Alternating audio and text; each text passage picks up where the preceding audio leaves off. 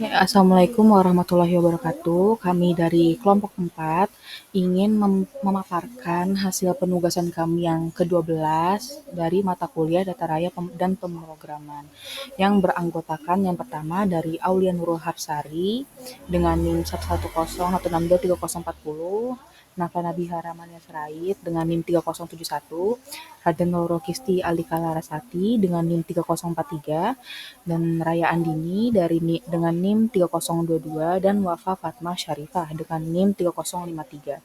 Instruksi pada tugas kali ini yaitu melakukan analisis data pada Excel mengenai COVID Indonesia dengan menggunakan data analisis yang ada pada Excel add-in.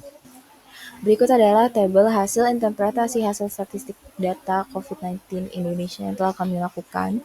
Yang pertama, new cases dengan min 6631,219626, standard error 377,1459815, median 4070,5, mode 0, standard deviation 9556,01887, sample variance 91317496,64, dan kurtosis 8,401,401,041,101. Selanjutnya diutet dengan min 224,0778816, standard error 14,20248232, median 112, mode 0, standard deviation 359,8585,051, sample variance 1294948,1437, dan kurtosis 8,585798,146.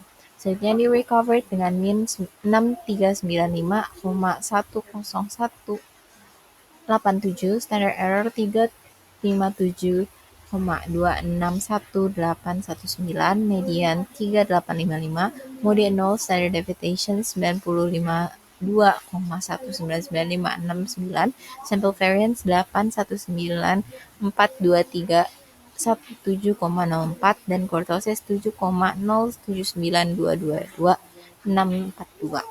Selanjutnya adalah Scauness di Newcastle, yaitu 2,821925303, range-nya 56757, minimumnya 0, maksimumnya 56757, sum-nya 425723, count-nya 6423. Sedangkan di new dates-nya, Scauness-nya itu 2,972234225, range-nya itu 2069, minimumnya 0, maksimumnya 2069, sumnya 143858, count-nya 642. Lalu di new recover, yaitu Scauness-nya itu 2,658650034, range-nya itu 48832, minimumnya itu 0, maksimumnya 48832, sumnya itu 41056680, count-nya itu 642.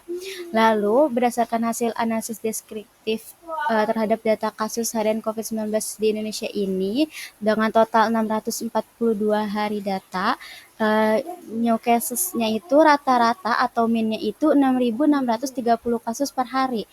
Sedangkan standar deviasinya itu 9.556 yang menandakan fluktuasi yang tinggi antar hari. Selanjutnya maksimum 56.757 kasus hari dengan lonjakan yang tertinggi. Sedangkan minimumnya 0 kasus, kemungkinan saat awal pandemi atau saat data kosong. Lalu di data new death atau kematian baru, rata-ratanya terdapat 224 kematian per hari, standar deviasi 359 yang menunjukkan ketimpangan besar antar hari, maksimumnya 2069 kematian dalam satu hari, minimumnya 0 kematian, dan juga selanjutnya ada new recovered atau kesembuhan baru, rata-ratanya 6.395 orang sembuh per hari, standar deviasinya 9.052,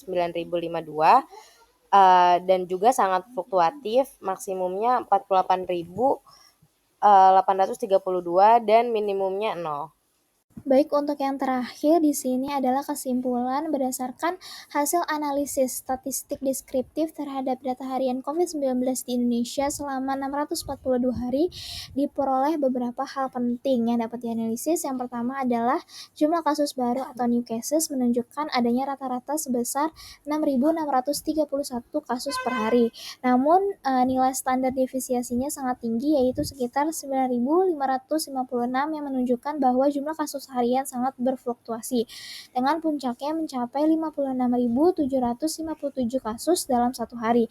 Hal ini menunjukkan adanya lonjakan kasus yang besar di beberapa waktu tertentu yang memungkinkan bertepatan dengan gelombang pandemi. Yang kedua, untuk jumlah kematian harian atau new death, rata-ratanya adalah 224 orang per hari, dengan standar deviasi sebesar 359. Nilai maksimum mencapai 2.069 kematian dalam satu hari, sementara nilai minimumnya mencapai 0. Hal ini menandakan bahwa di beberapa hari bisa tidak ada laporan kematian, tetapi di hari lain bisa saja jumlahnya sangat tinggi. Yang ketiga, yaitu jumlah pasien sembuh atau new recovered. Memiliki rata-rata harian sebesar 6.395 orang dengan fluktuasi besar yang ditandai standar deviasi mencapai 9.052. Jumlah tertinggi kesembuhan dalam sehari mencapai 48.832 kasus, sama seperti kasus kematian. Data ini menunjukkan adanya ketidakteraturan yang besar dalam jumlah laporan kesembuhan harian.